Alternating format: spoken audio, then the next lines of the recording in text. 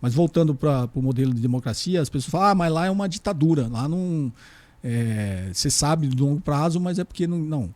Se você estudar realmente o modelo que o Partido Comunista Chinês implementou na China, e longe de paixões, né, de defesas que você tem, de viés ideológico, se você estudar realmente como funciona, a democracia na China é muito mais evoluída que a democracia americana, né? Porque lá na democracia chinesa, você realmente vê a vontade do povo sendo respeitada. Apesar de todo mundo fazer essa crítica à ditadura. Nos Estados Unidos, a vontade do povo não é respeitada. A vontade que é respeitada nos Estados Unidos é a vontade do poder econômico, que é representada por 1% da população. Aqui também. Aqui também. Aqui é respeitada a vontade de 1% da população, do poder econômico, que se traduz em poder político. Uhum. Como lá eles conseguiram blindar de que o poder político não seja influenciado pelo poder econômico, e aí voltando na história do Jack Ma, né? Você é bilionário, legal, mas você é só um bilionário. Quem manda aqui é o poder político, né? Então eles conseguiram blindar no modelo da democracia chinesa a influência do poder econômico. Lá realmente quem manda é o Partido Comunista Chinês. Só quando você vê como foi estruturada a democracia dele, eles começam... Primeiro que lá é muito, economicamente, muito descentralizado. É como se a gente tivesse... Se os prefeitos aqui no Brasil tivessem muito poder econômico para fazer a gestão do Estado. Né? Fosse bastante descentralizado. Eles conseguiram manter isso, eles conseguiram implementar esse modelo na China. Até porque a Revolução Chinesa foi de uma revolta camponesa, né? Dos camponeses.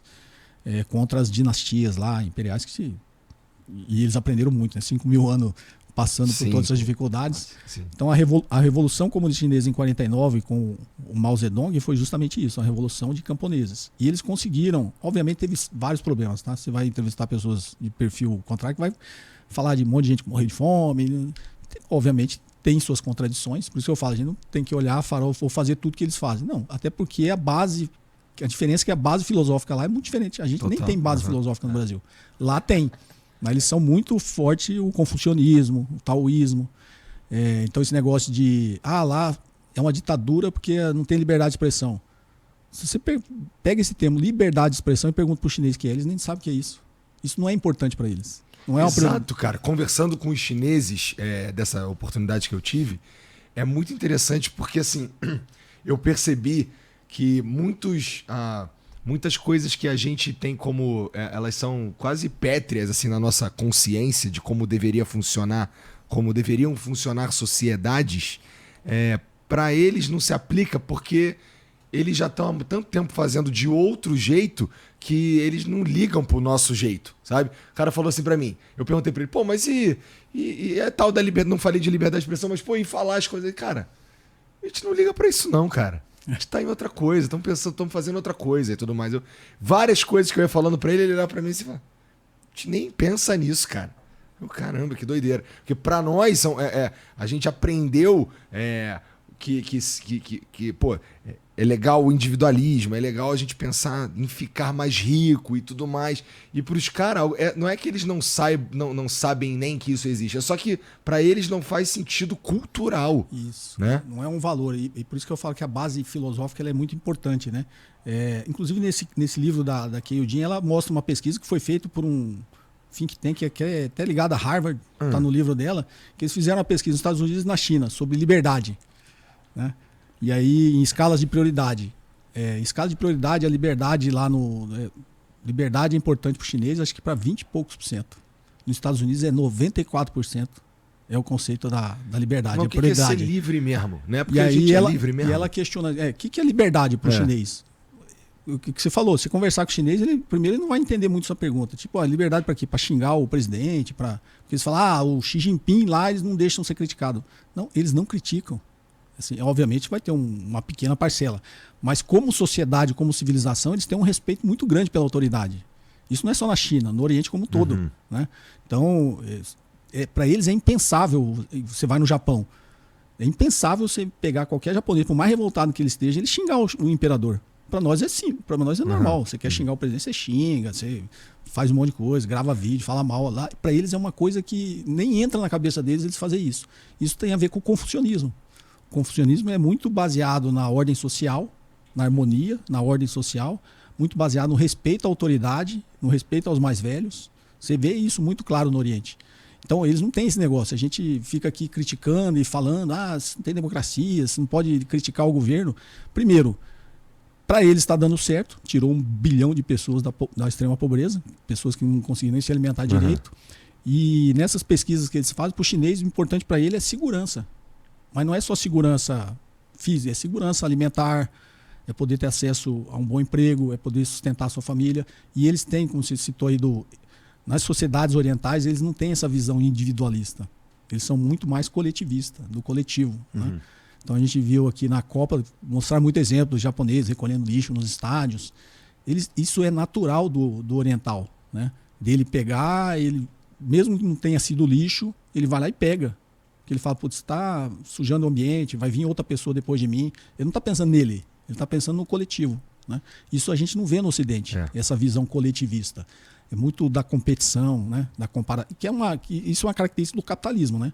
Esse negócio da competição, da comparação. Você está com um iPhone 16, o meu é o 13, putz, eu queria ter o 16. Tem muito isso. Esse tipo de coisa você não vê muito no Oriente.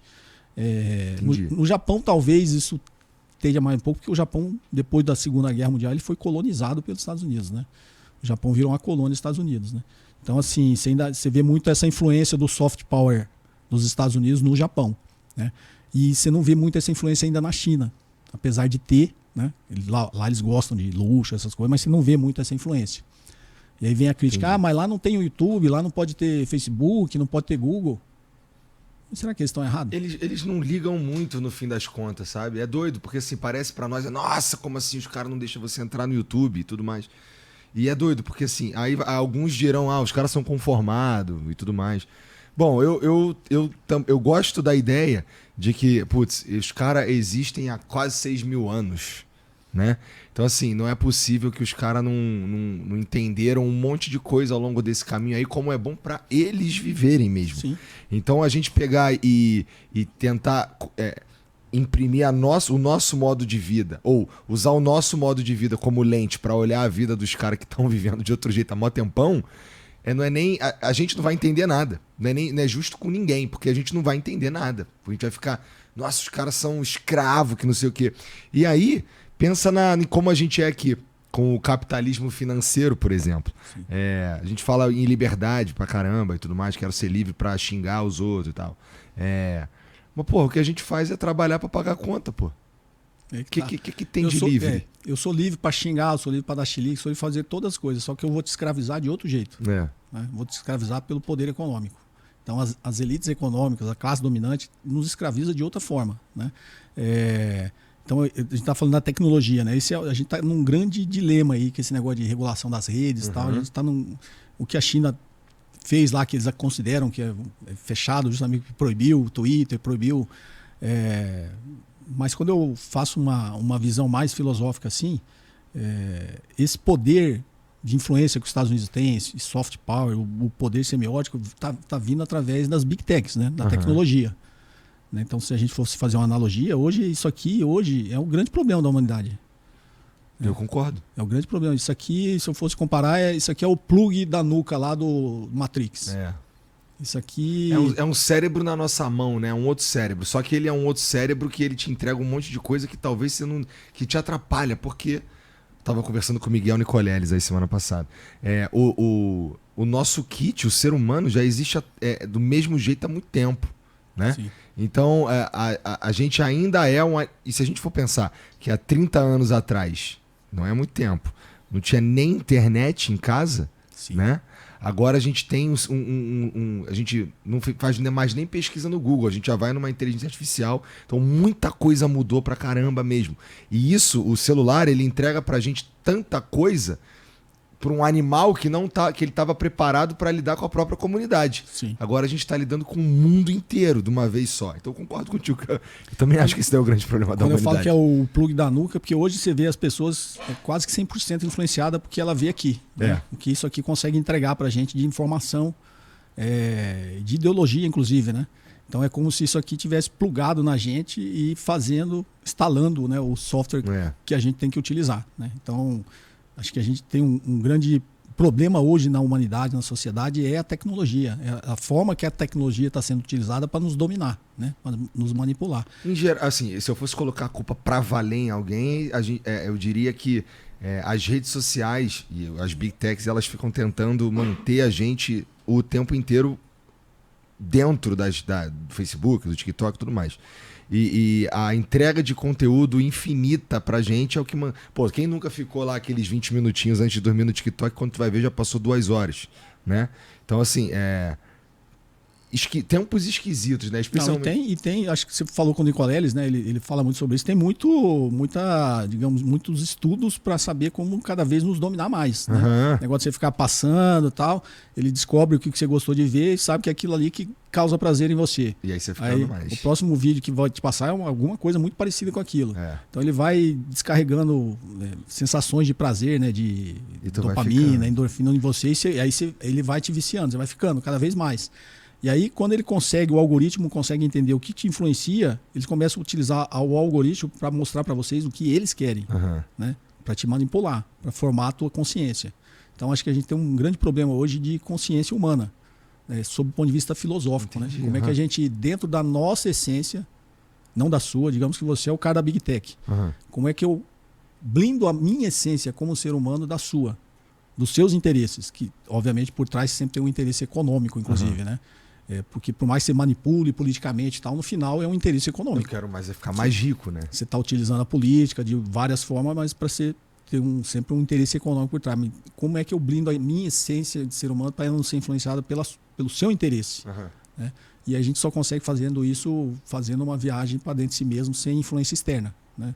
Que aí é o que nos ensina a filosofia, né? Carl Jung já falava, né? Mais fácil a gente criar um mecanismo, uma tecnologia para ir para a Lua, é muito mais fácil do que viajar para dentro de si mesmo, né? Então a gente tem que, cada vez mais, quem sou eu, Igor, né? Nasci, fui criado e tal, e a partir de que momento o mundo externo começou a me influenciar muito mais do que a minha essência como ser humano, né? Então acho que a grande luta hoje da humanidade é contra isso. Só que é uma luta desigual, né? O que as Big Techs fazem. Por isso que eu falo, será que a China está errada de ter proibido eles de entrar lá? Eu acho que não. Se eu tivesse esse poder para voltar atrás aqui no Brasil, eu teria feito isso também. Só que a gente hoje está completamente dominado pela tecnologia, né? Hoje ninguém lê um livro. Total. O cara quer entender o negócio, quer ver um vídeo de 3 minutos. No YouTube acha que... E o pior é que ele vê e acha que é o expert no assunto, né? Aí ele começa a discutir no grupo de WhatsApp da família, dos amigos, ele já acha que ele é o bambambam do assunto. As pessoas não querem mais pesquisar com fontes, digamos, imparciais para ele formar a sua própria consciência. Então, o problema nosso é que a nossa consciência está sendo formada pelos outros, né? E, obviamente, por trás disso tem uma grande estratégia aí para nos escravizar.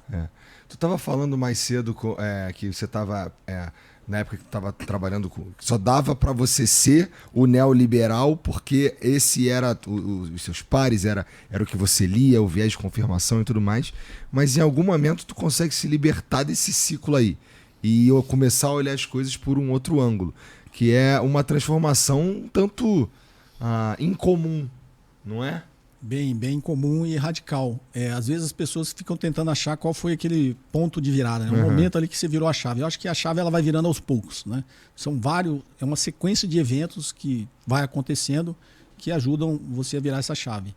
Então, olhar o mundo de uma outra forma e começar por exemplo, o neoliberal que está acostumado a ler só coisas assim, ou andar com pessoas assim e tudo mais, ele vai olhar para a China e ele vai fazer uma análise baseado naquilo que ele acredita de maneira fundamental. Sim. E às vezes descolado da realidade. Sim. Né? Como é que foi para tu? Para mim, assim, eu tentando contar um pouquinho dessa história, né? Como foi esse ponto de virada. Eu sempre fui muito workaholic, assim, trabalhar muito, né? Desde os 10 anos. Desde os 10 anos. Meu filho está aqui. Quando eu trabalhava com a M&A, assim, eu não saía Eu sempre brinco, né? Que assim, eu cheguei no ponto que eu descobri que eu estava louco, que quando eu vim aqui para São Paulo, eu morava em Brasília e eu tinha 2 startups aqui, e minha empresa de M&A era aqui, né? Que o São Paulo é o centro de tudo. Então, assim, 2 vezes por semana eu tinha que vir aqui, já estava na agenda, né? E como eu dava aula à noite em Brasília, eu tinha que vir e voltar, fazer o famoso bate e volta. Só quando surgia, e são grandes negócios, né, em M&As, então surge, precisa uma reunião aqui agora. Então eu vinha. Então era comum, eu vim 4 vezes para São Paulo, assim, bater e voltar. E aí chegou num momento assim que 2 vezes aconteceu comigo, eu falei assim, eu tô ficando louco, né? Porque de você estar no aeroporto, você não saber, em algum momento você abre, você não sabe se você tá chegando ou saindo. Nossa, loucura. Tinha uma vez que eu acho que foi eu embarquei, aí você embarca também na correria do dia a dia, telefone, isso aqui e tal, eu embarquei, daqui a pouco eu peguei, desembarquei e saí. Aí saí, já falei, vou pegar um táxi, não sei o que, eu falei assim, não, eu acabei de entrar, na realidade eu tô indo embora, né? Não tô chegando. Ainda perdeu o voo. E aí eu fiz isso 2 vezes. Eu falei, cara, tem alguma coisa errada assim, nessa correria, né? E foi quando eu comecei a falar assim, acho que tá na hora de eu Dar uma segurada, começar a dar uma desacelerada e tal, né?